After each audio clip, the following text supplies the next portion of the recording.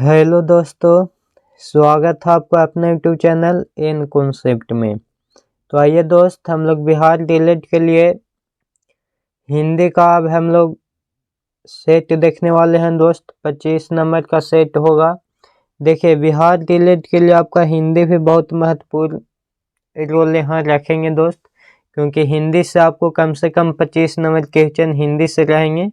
देखिए, 25 number question आपको हिंदी में रहेंगे दोस्त, तो इसको पर भी ध्यान देना है।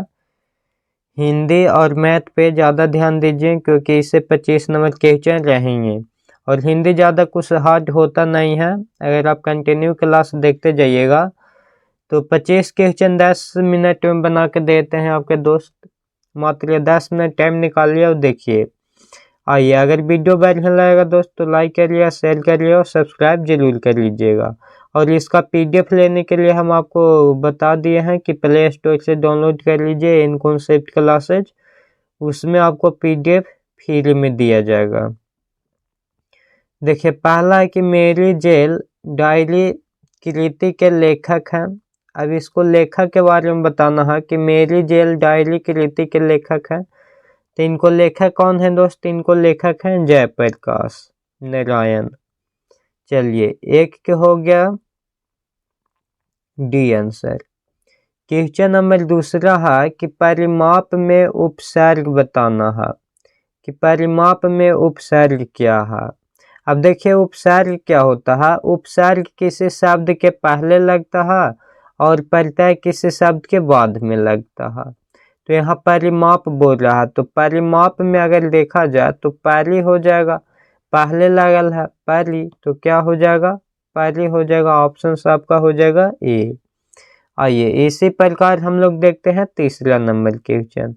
तीसरा नंबर है कि निम्न में से शुद्ध वाक्य कौन सा है। शुद्ध वाक्य हमको पकड़ना है कि निम्न में से शुद्ध वाक्य कौन सा है। ऑप्शन ए में है मानव ने पुस्तक पढ़ी। ऑप्शन बी में है मानव पुस्तक पढ़ा। ऑप्शन सी में है मानव पुस्तक पढ़ी। ऑप्शन डी में है मानव ने पुस्तक पढ़ा। तो यहाँ पर पढ़ा नहीं होगा, पढ़ी होती। मानव ने पुस्तक पढ़ा, पढ़ा नहीं होगा, पढ़ा स्त्रीलिंग शब्द होता है, पढ़ी होनी चाहिए। मानव पुस्तक पढ़ी, मानव पुस्तक पढ़ी नहीं, मानव ने पुस्तक पढ़ी। तो ये ऑप्शन से हो जाएगा ए। क्या हो जाएगा? ए हो जाएगा। मानव ने पुस्तक पढ़ी हो जाएगा शुद्ध वाक्य। आइए, क्वेश्चन नंबर 4 है कि अभिभार्ग शब्द का विलोम या विपार्थिक शब्द क्या होगा। अभिभार्ग शब्द का विलोम बताइए या उल्टा शब्द बताइए। विपार्थिक क्या अर्थ होता है? उल्टा या विलोम। तो इसका क्या हो जाएगा दोस्त? इसका ऑप्शन से हो जाएगा सी, तिरुभाव। अभिभार्ग के क्या हो जाएगा? तिरुभाव हो जाएगा। आइए, अगला क्वेश्चन है क्वेश्चन नंबर 5 कि घिसी पीठी का क्या अर्थ है।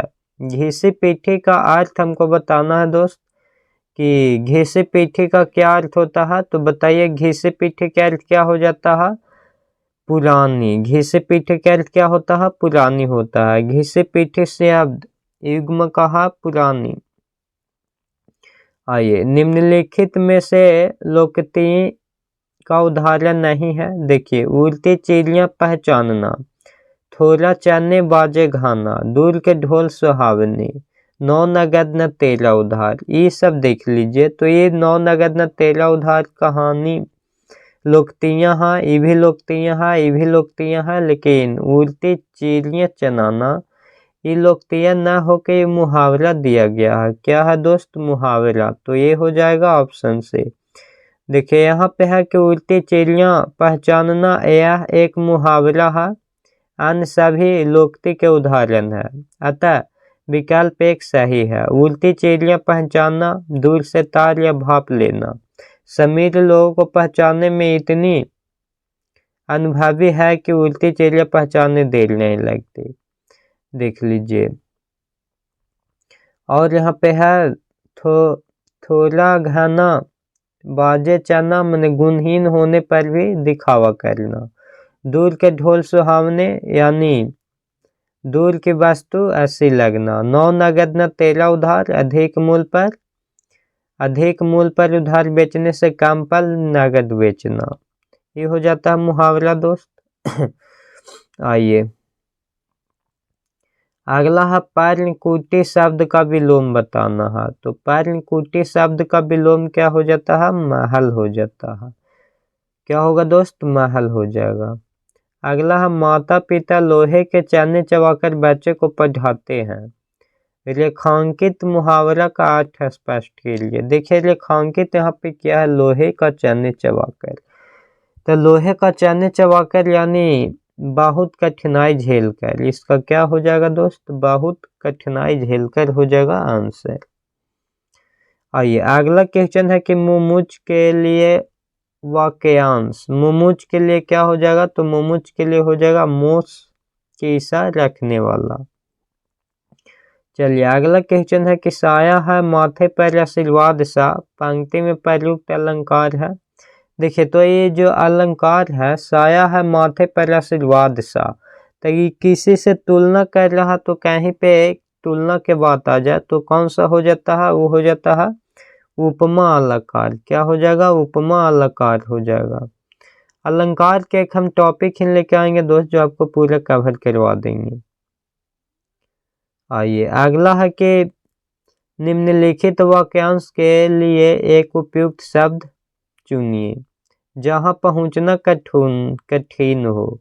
जहाँ पहुँचना कठिन हो उसको क्या बोलते हैं? ऊंच बोलेंगे या गतिहीन बोलेंगे या दुर्गम बोलेंगे या असंभव बोलेंगे?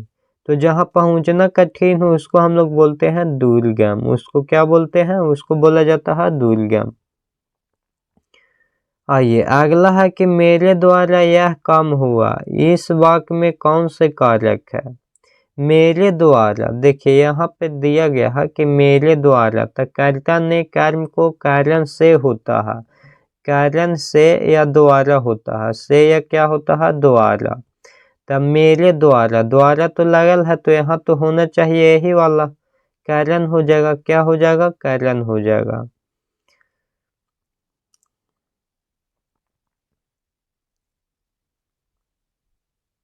देखिए विभक्ति एक बार इसका याद कर लीजिए। विभक्ति जैसे प्रथम विभक्ति होता है कर्ता ने, द्वितीय होता है कर्म को, तृतीय होता है कारण से या के द्वारा, चतुर्थी होता है संप्रदान को के लिए भाव देने के लिए, पांचवी हो जाता है अपदान कारक से या अलग होने के लिए, षष्ठी हो जाता है संबंध काके की लारेली, और सप्तमी और अष्टमी देख लिए। सप्तमी होता है अधिकरण में पर हो जाएगा और अष्टमी होता है संबोधन हे हो अली। तो इसमें ज़्यादा आपको कोई दिक्कत नहीं होनी चाहिए था दोस्त। आइए अगला है कि शुद्ध वाक्य का चयन कीजिए। कृपया शांति बनाए रखे। यहाँ देखिए यहाँ क्या में गलती कर दिया है। ये क्या ना होता है? कृपया होता है। कृपया शांति बनाए रखे। शांति एने से ना होकर शांति इस तरह से होता है जी। शांति इस तरह से होता है, एने में है शांति दिल है, गलत हो गया। कृपया शांति बनाए रखें। कृपया शांति बनाया है, यहाँ बनाया नहीं होता जी, बनाए रखे। ऑप्शन से सी वाला सही हो जाएगा। कृपया शांति बनाए रखें। आ गया ये आगे है चेहरे की हवाइयाँ उड़ाना। मुहावरा का सही अर्थ है तो ये क्या हो जाएगा? चेहरे की हवाइयाँ उड़ना यानी घबरा जाना। क्या हो जाना? घबरा जाना। जिन पंक्तियों में नायक नायिका का मिलन होता है वहाँ रस की दृष्टि से कौन सा श्रृंगार होता है? तो नायक नायिका का मिलन होगा तो वहाँ संयोग होगा, और वही अगर मिलन न होकर वियोग होगा तो वियोग होता है, लेकिन मिलन हो रहा तो क्या हो जाएगा? मिलन में संयोग हो जाता है। मिलन में क्या हो जाएगा? संयोग। आइए अगला क्वेश्चन है कि निम्नलिखित प्रश्न में 4 विकल्प में से उस विकल्प का चयन करें जो विराम चिन्ह युक्त वाक्य का सही विकल्प हो। देखिए तो इसका हो जाएगा डी वाला, तू चुप कर, जैसा कहा जाए वैसा ही कर। ये आंसर हो जाएगा दोस्त। देखिए विराम चिन्ह आपको ये सब जानकारी रखना चाहिए। अल्प विराम देखिए हो जाता है इस प्रकार से, अल्प विराम, अर्ध विराम, पूर्ण विराम, उप विराम, विषय बोधक चिन्ह, प्रश्नवाचक चिन्ह, कोष्टक, योजक चिन्ह, अवतार चिन्ह, लाघव चिन्ह, आदेश चिन्ह, रेखांकन, लोप चिन्ह, इस प्रकार से होता है। आ गया ये सैदब का संधि विच्छेद करे तो सैदब का संधि विच्छेद हो जाएगा सैदा जोड़ एब। इस संधि से आपको देख लेना है क्योंकि संधि से भी रहेंगे क्वेश्चन। अगला है निर्विकार है तो निर्विकार क्या हो जाएगा, निर्विकार। देशभक्ति में समास है, बताना है कि देशभक्ति में कौन सा समास होगा। देश के लिए भक्ति हो जाएगा तत्पुरुष समास।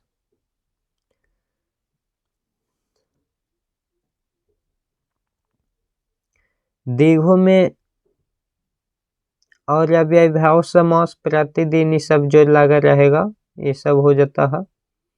आइए आगे देखते हैं 20 नंबर क्वेश्चन। निम्नलिखित में कौन सा शब्द तत्सम है, तो तत्सम शब्द क्या हो जाएगा, धीरिष्ठ हो जाएगा। इसको तो याद ही करना पड़ेगा, इसको तो कोई उपाय ही नहीं है। आगे है तुम्हारे घर चले जाओ में वाह का शुद्ध है, यहाँ खुद बोला क्या शुद्ध है, इसको शुद्ध कीजिए कि कहाँ पे अशुद्ध है। तो तुम्हारे घर नहीं होना चाहिए, यही अशुद्ध लग रहा है। ऑप्शन से हो जाएगा डी। तुम्हारे घर चले जाओ ये हो जाएगा अशुद्ध, शुद्ध होगा तुम अपने घर चले जाओ। आइए ये हो जाएगा इसका वाक्य शुद्ध, तुम अपने घर चले जाओ। आगे देखिए नेक्स्ट क्वेश्चन। नेक्स्ट क्वेश्चन है धाई असर का प्रेम पढ़े सो पंडित होए, प्रस्तुत पंक्ति के रचयिता कौन है। तो इनको कौन है दोस्त, ये हो जाएंगे कबीरदास। कौन हो जाएंगे, कबीरदास। अगला कठिन काव्य का प्रेत किस कवि को कहा जाता है, तो बताइए कठिन काव्य का प्रेत किस कवि को कहा जाता है, केशव दास कवि को।